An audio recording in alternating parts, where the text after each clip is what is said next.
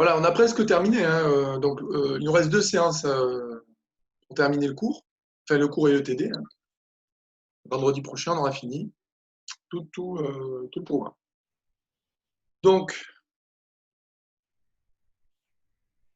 pour le cours, alors ce que vous aviez à voir aujourd'hui, je vous avais donné à voir, en fait, au programme, au programme officiel des prépa ECE, il y a 3 lois à densité usuelle à connaître. C'est la loi uniforme, il y a la loi exponentielle et il y a la loi normale. Donc pour aujourd'hui, je vous ai donné la loi uniforme et la loi exponentielle. Et puis pour mardi prochain, ben, on terminera le cours avec la loi normale. Voilà. C'est comme pour les lois discrètes, c'est-à-dire que ces lois-là, il faut bien les connaître.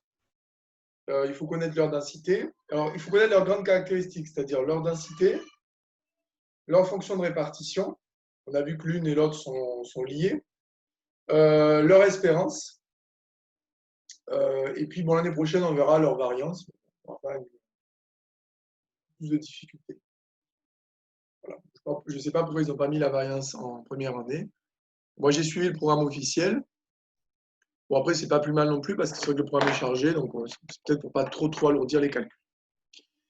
Alors, la loi uniforme, à ne pas confondre, enfin, pas confondre, à ne pas confondre avec la loi uniforme sur discrète. Il y a la loi uniforme discrète et la loi uniforme continue.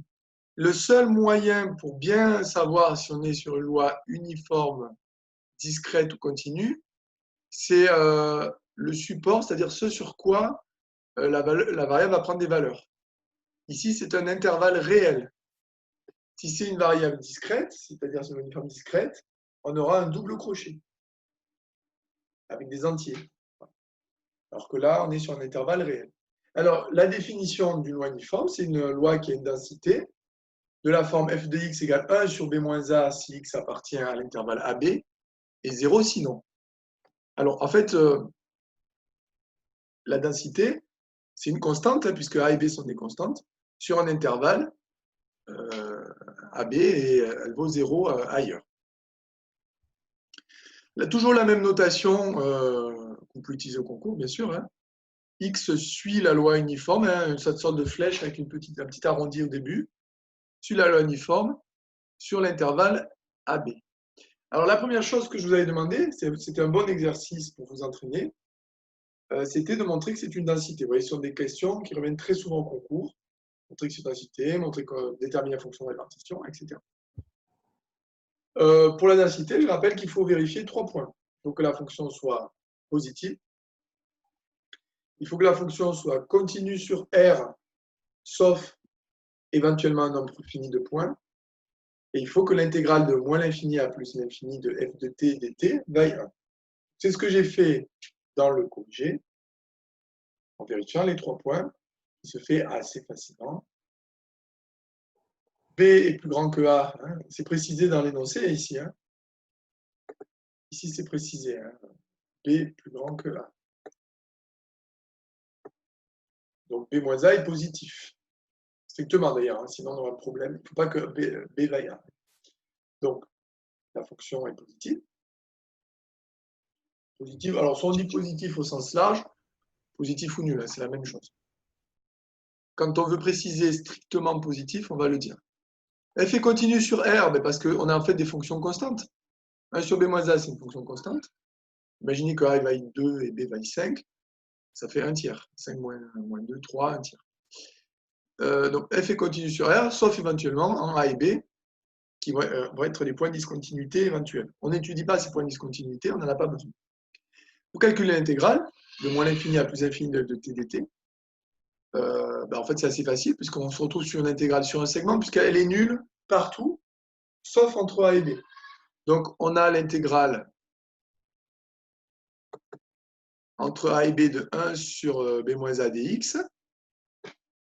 1 sur B moins A est une constante, donc je peux le sortir l'intégrale, je peux factoriser. J'intégrale le 1. L'intégrale de 1 primitif, c'est x, à prendre entre B et A. Donc ça fait B moins A sur B moins A, ça fait bien 1. Donc on a bien une densité. Vous m'arrêtez si, sur le cours s'il y a des problèmes. Hein.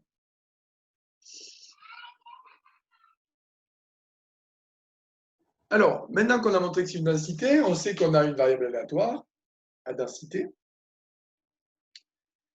Donc, on est en mesure de calculer son espérance. Donc, on dit que l'espérance, c'est A plus B sur 2. Bien sûr, ces résultats, il faudra au concours pouvoir les utiliser, les retenir et les utiliser sans les redémontrer. Ça veut dire que si au concours, on vous dit identifier la loi ou reconnaître la loi, généralement, ça veut dire que c'est une loi classique. Si vous reconnaissez une loi uniforme, vous devez être en mesure de tout donner cette loi directement. Alors, la démonstration est aussi assez simple, puisque on a vu que la loi uniforme, en fait, son support, c'est un segment, c'est-à-dire un intervalle fermé borné. Donc, il n'y a pas de problème de convergence. La fonction est continue sur cet intervalle-là. Et donc, pour calculer l'espérance, alors bien sûr, de manière classique, on doit étudier l'absolu. En fait, au début, on doit se poser la question, est-ce que l'espérance existe? Donc, on doit se poser la question de l'absolue convergence de l'intégrale de x, f de x, dx. Donc, l'absolue convergence, c'est est-ce que l'intégrale de la valeur absolue de x, f de x, dx. Alors, quand je fais la valeur absolue, f de x, alors, f de x étant nul à l'extérieur du segment AB, je ne travaille que sur le segment AB. Je rappelle que la valeur absolue d'un produit, c'est le produit des valeurs absolues. Donc, d'une part, j'ai valeur absolue de x, et d'autre part, j'ai valeur absolue de 1 sur b moins a, c'est la valeur de f. Et comme b moins a est positif, je peux enlever la valeur absolue. Alors, l'intégrale, elle converge, pardon, parce que j'intègre une fonction continue sur un segment. Il n'y a pas du tout de problème de convergence ici. À partir de là, la variable aléatoire a une espérance. Et pour la calculer, on calcule l'intégrale de x et de x dx. Alors, on peut factoriser par 1 sur b moins a comme tout à l'heure, puisque c'est une constante. Il reste l'intégrale de x dx, une primitive x carré sur 2. On remplace par b et a, donc ça me donne b carré moins a carré sur 2. Et là, pour simplifier et arriver au résultat qui est donné dans le cours, il faut utiliser l'identité remarquable b carré moins a carré, c'est b moins a facteur de b plus a. C'est l'identité remarquable que je note ici. On voit qu'il y a une simplification au numérateur et au dénominateur de b par b moins a, et il reste b plus a sur 2. Comme disaient les vieux profs, c'est QFD, c'est ce qu'il fallait démontrer. Et donc, on peut passer à la question suivante. Arrêtez-moi s'il y a des problèmes là. Est-ce que ça va? Alizé, Oui, ça va, monsieur. ça va? C'est Continuez. bon. Oui, on On va continue. arrêter, hein, et s'il y a des problèmes sur le cours. Donc, l'intégrale, l'espérance, on va chercher la fonction de répartition. Donc, la fonction de répartition de la loi uniforme qu'il faudra connaître aussi, hein, c'est-à-dire il faudra la retenir. Voilà, elle vaut 0 si x inférieur à a, x moins a sur b moins a si x appartient à l'intervalle AB, et 1 si x est supérieur à b. Bien sûr, il faut adapter cette formule générique aux intervalles proposés. Si vous étudiez une loi uniforme sur l'intervalle 0,2, vous remplacez a par 0 et b par 2.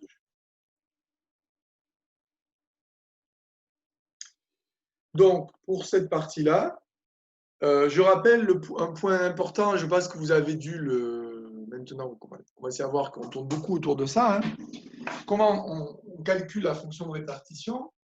Toujours pareil, la fonction de répartition, fx de x.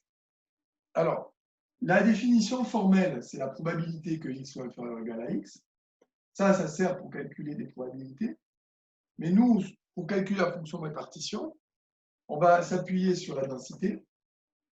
Et inversement, si on a la fonction de répartition, on peut trouver la densité par dérivation en faisant l'intégrale de moins l'infini à x de fx de t dt. Fx de t étant ici une densité.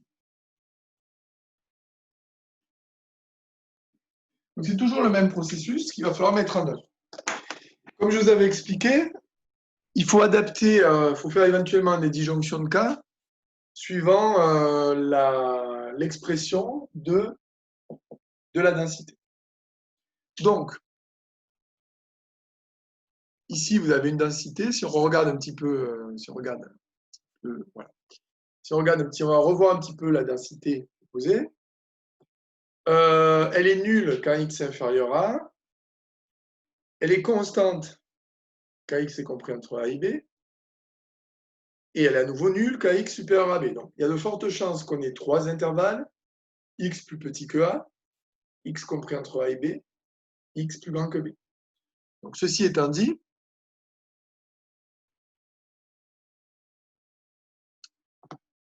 quand on va voir le corrigé que je vais proposer,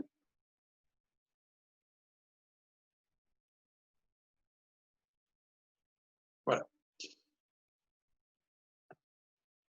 Si x est plus petit que a, je rappelle que, alors on fait quoi? On fait l'intégrale de moins l'infini à x tel que dt, mais sur cet intervalle-là, comme x est plus petit que a, la densité est nulle. Donc l'intégrale vaut 0. Si x est compris entre a et b, il va falloir penser à faire la relation de Chasles, puisque x étant plus grand que a et plus petit que b, on va faire l'intégrale de moins l'infini à, sur l'intervalle moins l'infini à, la densité est nulle, et intégrale de a à x. Ça, c'est la relation de Chasles ici. Ce que j'encadre ici, c'est la relation de Chasles. Donc d'un côté, j'ai une intégrale nulle, et de l'autre côté, je me trouve avec une intégrale de a à x de 1 sur b moins a dt. Je sors la constante, j'intègre 1, ça fait x, enfin, pardon, ça fait t, attention à la variable de l'intégration, ça fait t, à prendre entre a et x, donc ça fait x moins a sur b moins a. Et si x est plus grand que b, ben dans ce cas-là, on a l'intégrale de moins l'infini a de 0 dt, l'intégrale de a à b de 1 sur b moins a dt, mais cette intégrale, on a déjà calculé au moment de la densité, on a trouvé 1. Plus l'intégrale de b à x de 0 dt. Donc il reste en fait 1, ce qui est normal puisque la fonction de répartition à la fin doit tendre vers 1. Donc avec ça, on a trouvé l'expression de la fonction de répartition. Voilà, entraînez-vous là-dessus, c'est classique. Enfin, c'est classique, c'est quelque chose qu'on retrouve souvent au concours. Donc c'est un processus qu'il faut réussir à bien maîtriser. Alors là, j'ai dit voir YouTube parce que, bon, je me suis dit, on va le faire au tableau. Et surtout, je vais vous poser des questions. C'est ce qui est intéressant. On va tracer dans deux repères distincts les courbes représentatives de la densité. Donc, on a une loi uniforme AB. Je vous écoute. Alors, pour la densité, ça donne quoi? La densité, hop, voilà. Je passe. Il veut s'exprimer. Et là, quelle forme la densité on a grand X qui suit une loi uniforme sur l'intervalle AB. Donc, si on veut représenter la densité, imaginez que j'ai A qui soit là.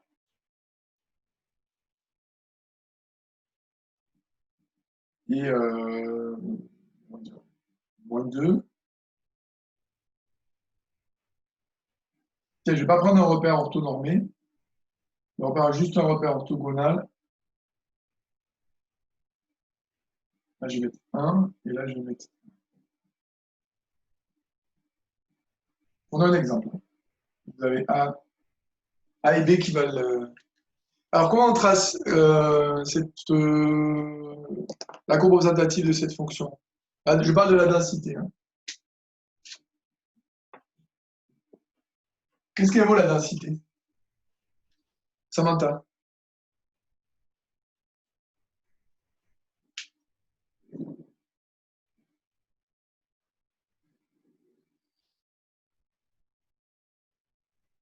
Laetitia? Monsieur, j'ai pas compris la question. On veut tracer juste la densité de la loi uniforme sur l'intervalle AB. Donc, dans le cours, vous avez la formule qui donne la densité. Et je rappelle que c'est f de x qui vaut 1 sur b moins a si x appartient à l'intervalle AB et 0 sinon. Donc, par exemple, là, sur mon dessin, ça vaut quoi 1 sur b moins 1? On va dire a vaut moins 2 et b vaut 3. Euh,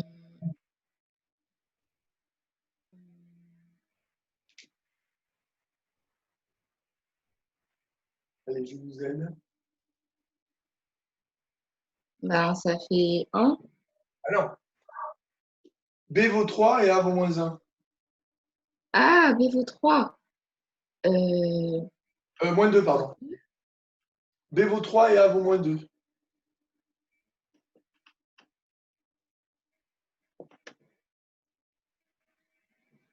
Trois moins ben, ça fait 5. 5, voilà. Et 1 cinquième. Donc, en fait, la courbe représentative de la densité, ça va être 1 cinquième. Et en dehors, ça fait 0. Voilà la représentation graphique de la densité. Juste, en fait, on demande juste là, c'est tracer une courbe représentative d'une fonction. Voilà pour la densité. Pour la fonction de répartition, prenons le même repère. Est-ce que vous pouvez me donner la formule de la fonction de répartition toujours dans le même cas, par exemple, quand B vaut 3 et A vaut moins 2. Quand A vaut moins 2, voilà, et B vaut 3.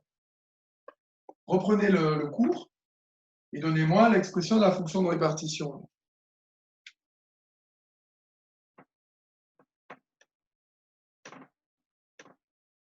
Dans ce cas-là, qui veut s'exprimer? Clément?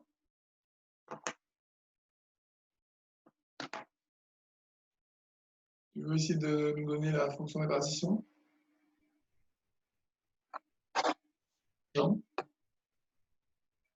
Ben, c'est pas F de B, enfin F de XB moins F de XA.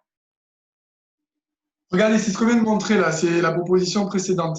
Regardez la formule. Vous remplacez A par moins 2 et B par 3 dans la formule. Ça donne quoi? 0 si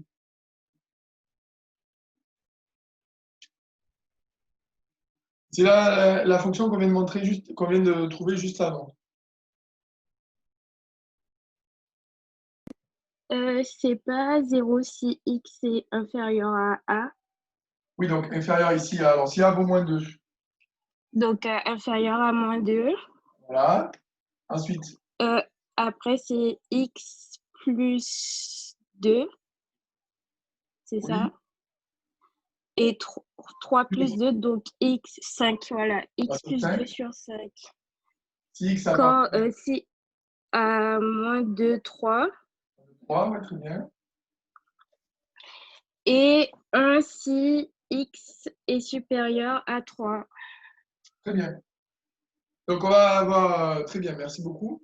Donc la fonction de répartition, elle va être nulle jusqu'à A. Elle va valoir 1 à partir de B. Alors, moi, je vais vous dire, je n'ai même pas besoin d'embêter avec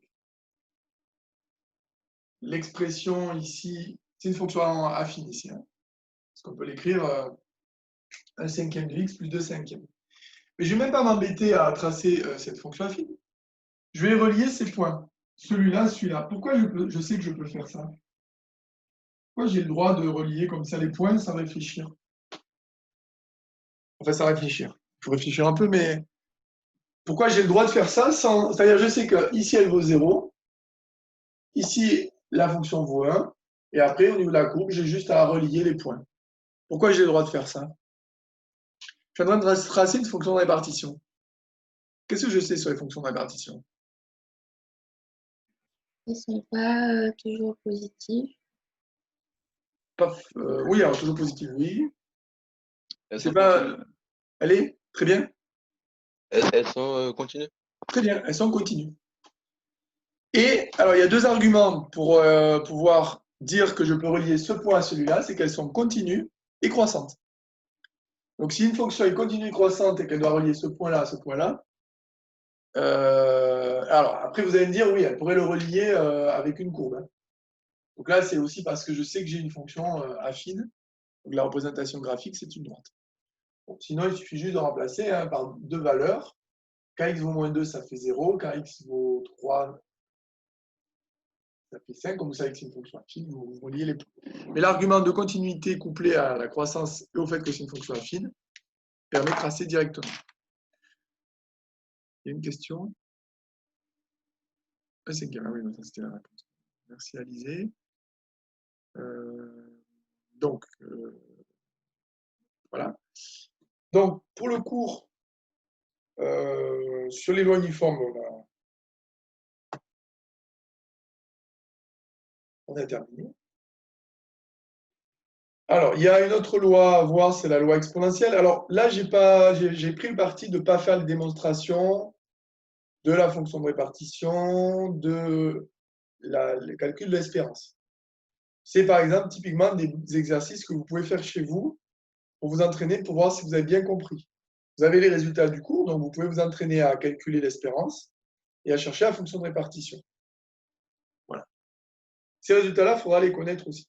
Alors, la loi exponentielle de paramètre lambda est caractérisée par une densité de la forme 0 si x appartient à l'intervalle moins infini 0 et lambda exponentielle de moins lambda x si x est positif. Donc là, vous pouvez très bien, par exemple, vous entraîner à la maison et essayer de montrer que c'est une densité. C'est un bon exercice, montrer qu'elle est positive, qu'elle est continue sur r sauf éventuellement 0 et que l'intégrale de moins l'infini à plus l'infini de f de t dt vaut 1. Toujours la même notation, x suit la loi exponentielle de paramètre lambda. Son espérance est 1 sur lambda. Là aussi, vous pouvez vous entraîner, c'est un très bon exercice qui permet de faire une intégration par partie d'ailleurs. Ça se montre par intégration par partie ici. C'est un bel exercice à faire qui permet de revoir le chapitre 23, calcul intégral. Et la fonction de répartition, elle vaut 0 si x est inférieur à 0 et 1 moins exponentielle de moins lambda x si x est positif. Vous pouvez remarquer que la fonction exponentielle est une fonction à support positif, que le support, c'est l'ensemble des valeurs prises par la variable aléatoire. Ici, sa densité étant nulle sur l'intervalle moins infini 0, elle prend ses valeurs sur l'intervalle 0 plus infini. Ça pourra servir dans certains exercices d'avoir conscience que cette loi est positive. Donc,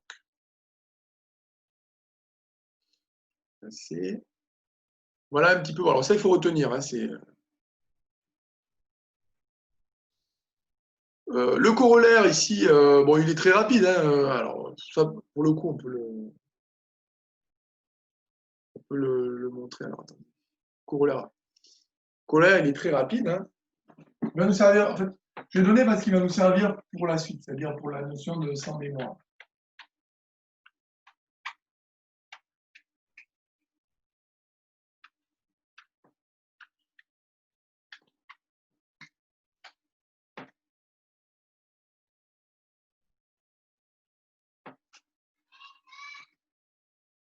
Donc, fx de x, on avait vu que ça valait 0 si x est inférieur à 0 et 1 moins exponentielle de moins lambda x si x est positif. Mais fx de x, par définition, c'est la probabilité que x soit inférieur ou égal à x.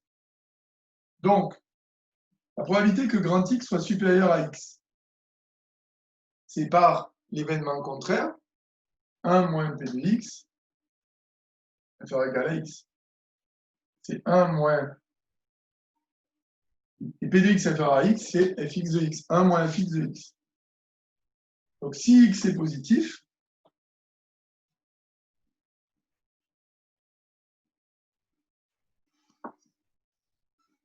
fx de x, ça va valoir. Bonjour. Et je dois dire bonjour. Je ne te vois pas. Bonjour. Bonjour. Bonjour. Bonjour. 1 moins fx de x est positif, fx de x. Pardon, fx de x. Si x est positif, la probabilité que grand X soit supérieur à X, si vous regardez, c'est 1 moins fx de X. Donc ça fait 1 moins, entre parenthèses, 1 moins exponentielle de moins lambda X. Donc les 1 se simplifient, il reste exponentielle de moins lambda X. Donc voilà, le corollaire, il se montre assez rapidement.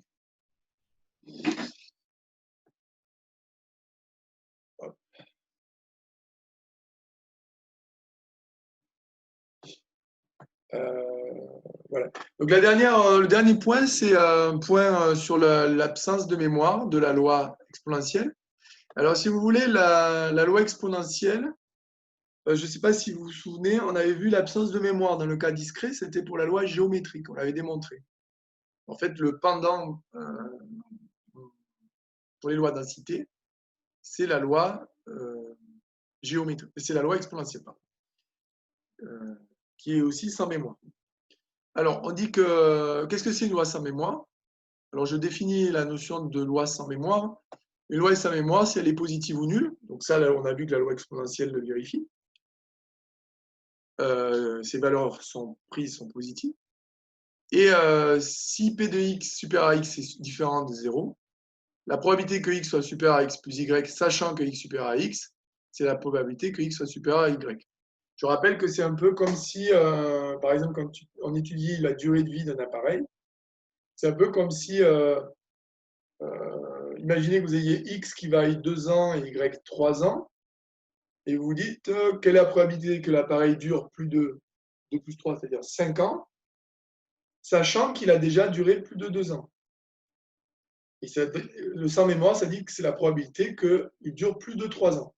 Ça veut dire que les 2 années qui se sont écoulées n'ont pas impacté la durée de vie de l'appareil. Et donc, on a la même probabilité, un peu comme s'il était revenu à 9. Voilà un petit peu l'idée du sans mémoire. Comprendre un peu cette notion. Alors, ce sans mémoire-là, cette notion de sans mémoire, ça caractérise même la loi exponentielle. Bon, dans les remarques, j'ai ce que je viens de dire à l'oral dans mon exposé.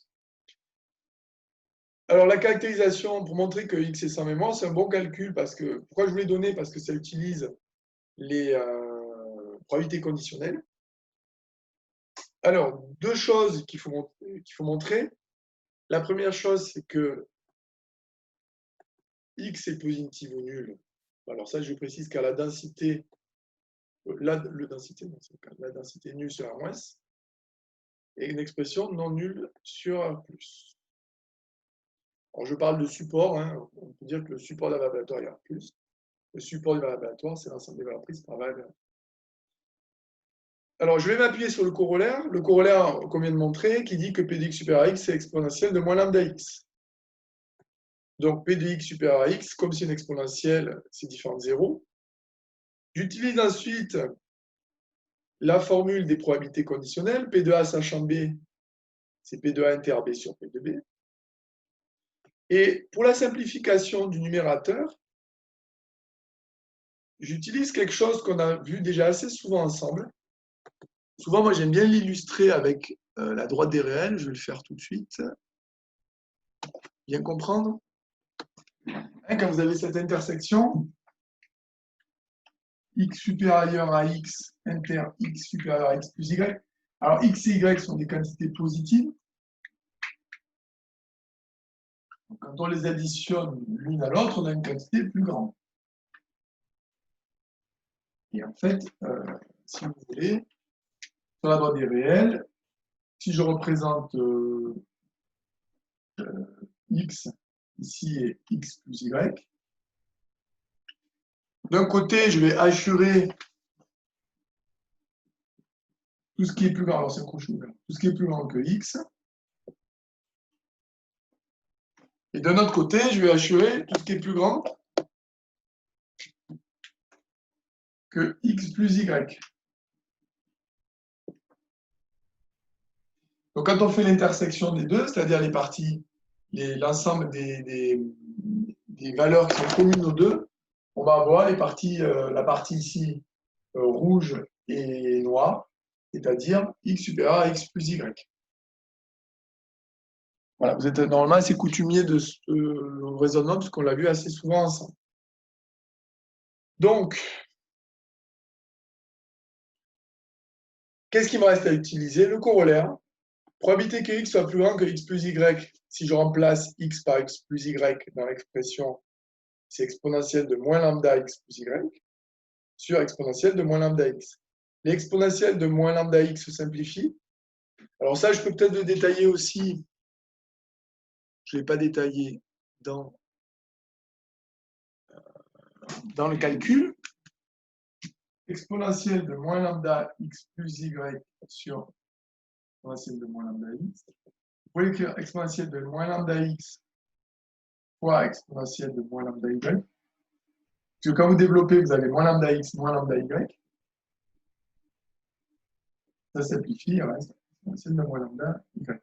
Ça, c'est p de x supérieur à y.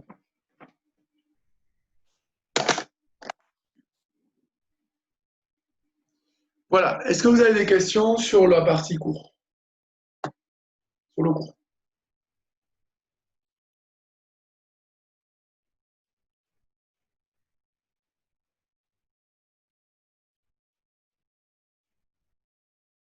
Andrise? C'est bon? Tu as des questions là-dessus? Non, monsieur.